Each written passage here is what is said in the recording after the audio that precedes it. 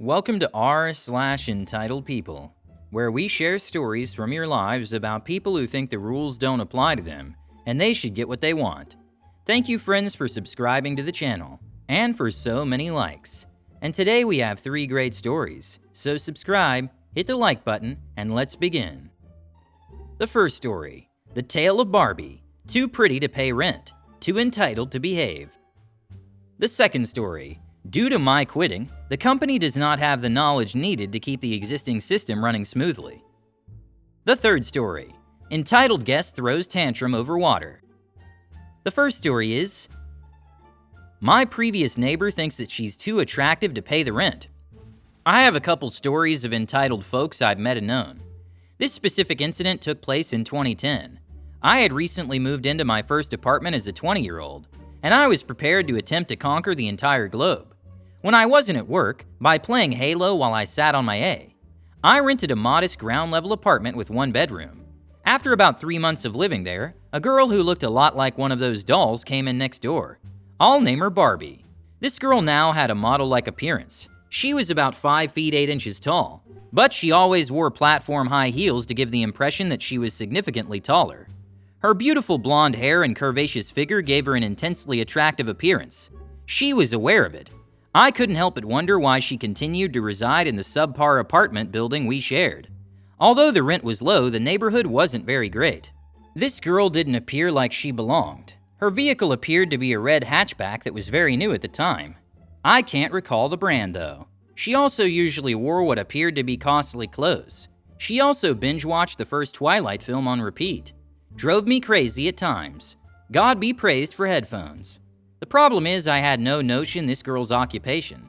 She appeared to be around my age. However, she arrived and departed at her own pace. After several months, one Saturday morning I heard her swearing loudly. Over the phone, she was screaming that her power had been cut off. I had no desire to become engaged. However, she knocked on my door, and then requested permission to enter as she was without power and air conditioning at the time. I let her in because I was that stupid. She started out by complaining that my place smelled like a male, and that I was messy. Yes, I was a 20-year-old single man living his life free from a domineering mother and a father who was more preoccupied with his elder brother. Barbie complained that I just had basic cable after she sat down on my couch and instantly changed the TV channel. She then requested a bottle of water. I only said that I had soda. I've always been a Pepsi drinker. She was upset that it wasn't Sprite though. I believe it was at that moment that she realized how irritated I was, as she set down my TV remote and offered a curt apology, most likely due to her desire to avoid being outside in that heat again. Here, it's not unusual for the temperature to quickly reach above 100 degrees. Additionally, the state is always warm. After switching back to my video game on my TV, I warned Barbie to keep her distance if she planned to stay around. She appeared insulted before grabbing a foldable chair that I needed to use to sit close to the air conditioner. She was on the phone again, ranting at someone over her electricity, so I put on my headphones to avoid having to listen to her. Finally, a few hours later, she departed, but when I returned home from work the following day, she was back, and she kept coming over, pleading with me to stay around so she could live in a cool apartment, and she begged to use my shower again and again. Then one day, I heard her apartment's power come back on when I got home. I assumed that she had resolved the issue. Nope. It seems that she passed a power cable through the windows from my flat to hers. She pulled the breakers, and I observed that her TV's sound turned off at that moment. Her TV flickered back on after I flicked the breaker again. I decided to check around at that point and discovered the power cord she was using. How many items had she connected to that single cord? For heaven's sake. Since both of our apartments were on the ground floor, she most likely entered through my window, which I either forgot to lock or she opened while she was visiting. However, the window was unable to close all the way, and after I looked for it, I could easily see the orange cord.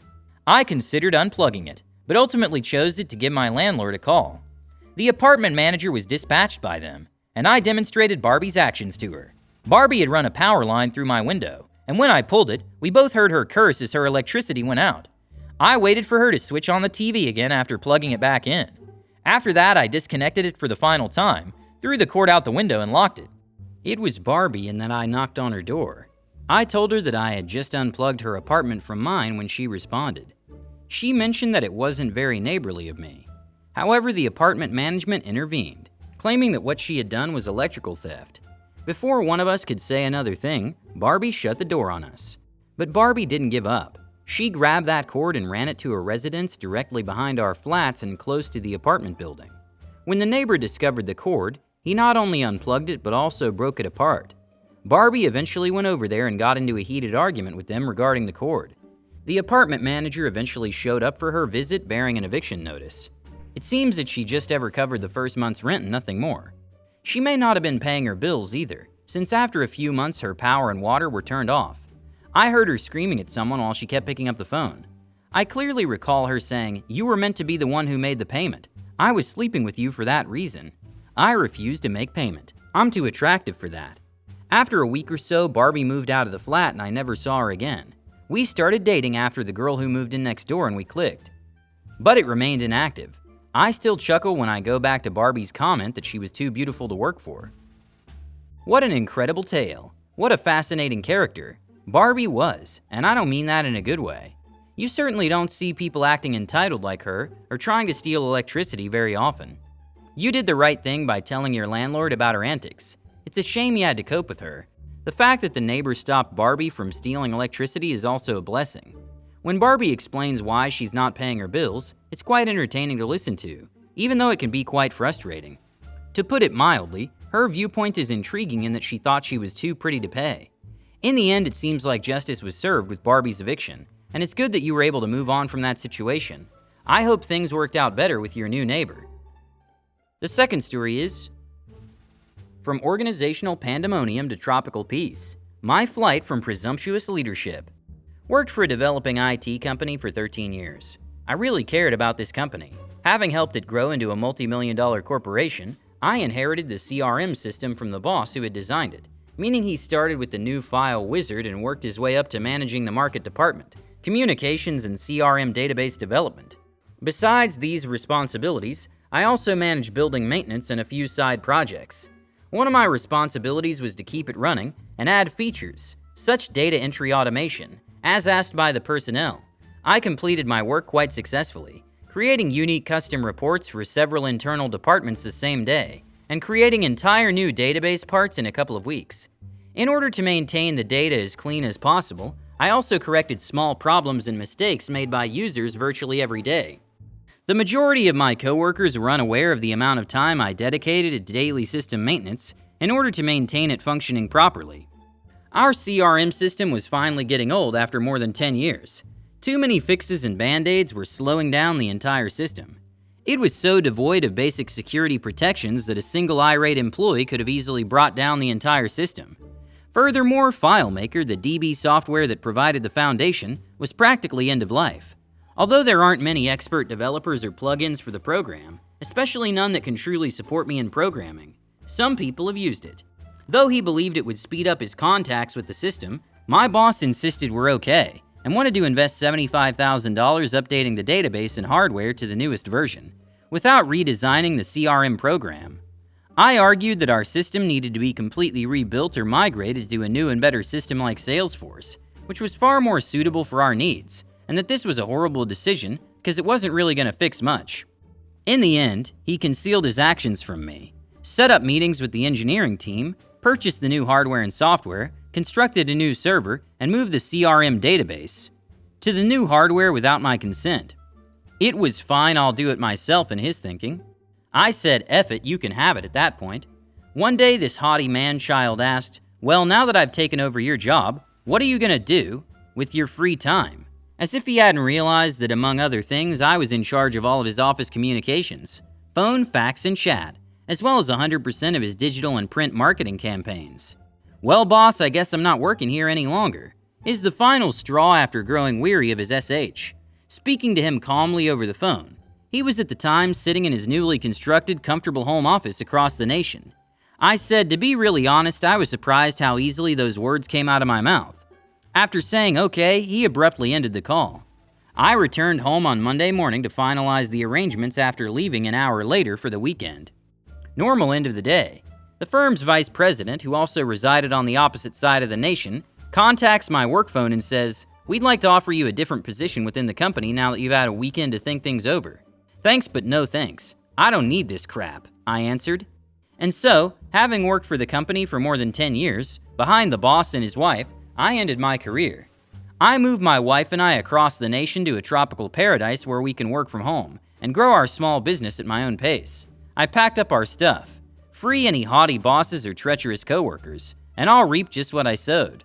Oddly enough, before I left the company, I attempted to do a knowledge transfer on how to operate the CRM software, as I was the only developer admin for the entire system, and we had almost no documentation.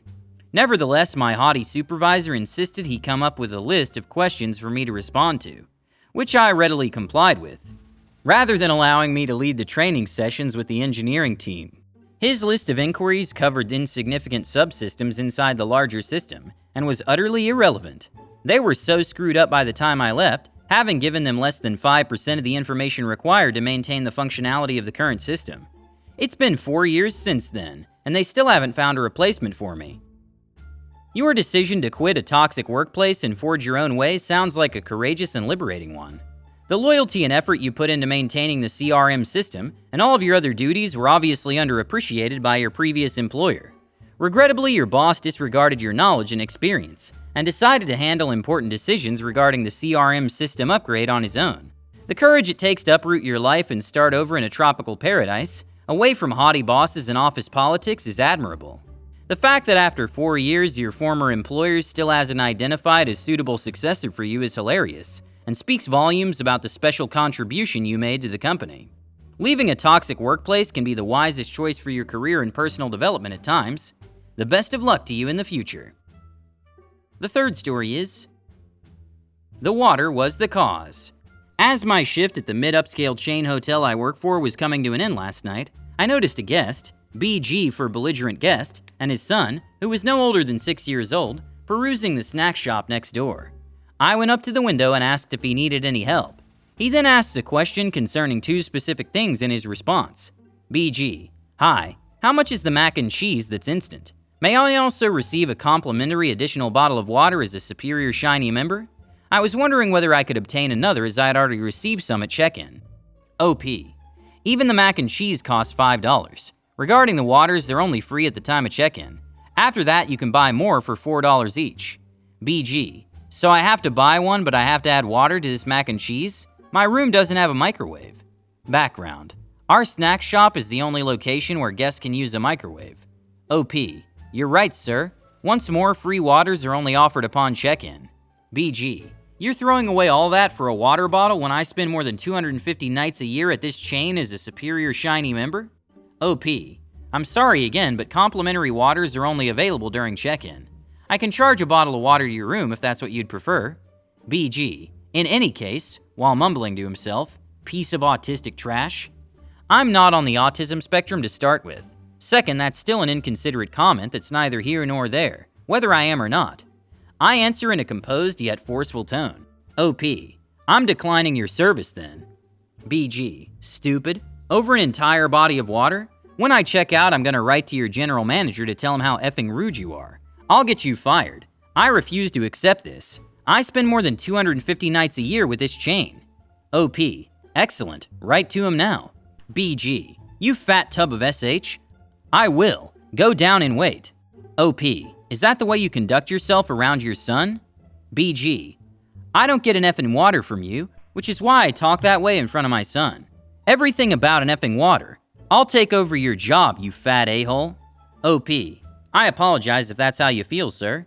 BG: I apologize for the way you appear. Gosh, shed some pounds.